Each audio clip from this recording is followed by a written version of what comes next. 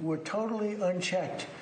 Everything's been bombed out. They have no anti-aircraft protection. They have no nothing. They don't have anything. Look at our military. The Democrats don't want that. And when I read the fake New York Times, you take a look at it, it's like, oh, they're putting up a good fight. They're not putting up a fight. They're not even shooting at us, okay?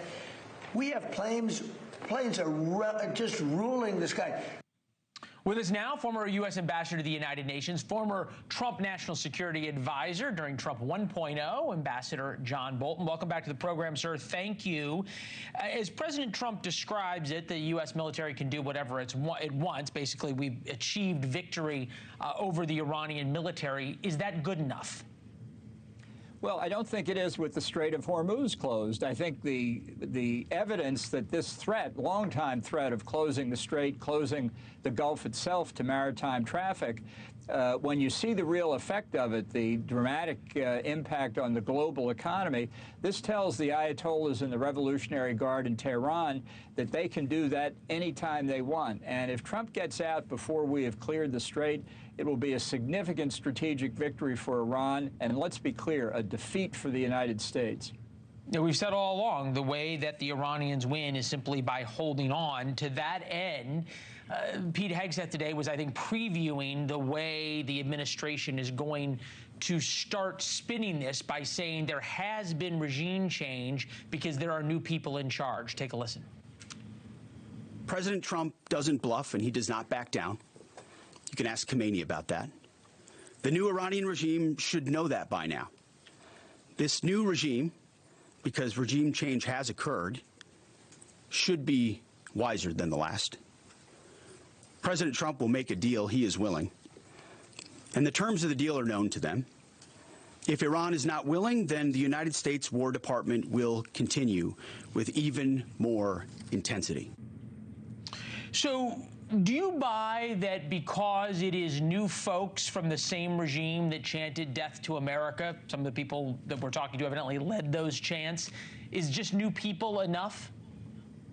Well, it's not regime change at all. Look, this is a phenomenon of a radical Islamicist ideology. It's been inculcated in the Revolutionary Guard for 47 years. They have not moderated. They have not changed. They have purified the Guard leadership periodically to make sure of that. And what you have now are certainly new faces, but the same ideology. And if this wounded animal gets back in power in Tehran, they will go back to doing exactly what their predecessors were doing, rebuilding the nuclear weapons program, rebuilding the ballistic missile program, rebuilding the terrorist network, and now practicing how to close the Gulf and the Strait of Hormuz to maritime traffic. This is worse than having just having sat back and done nothing at this point. Well, that's quite a statement.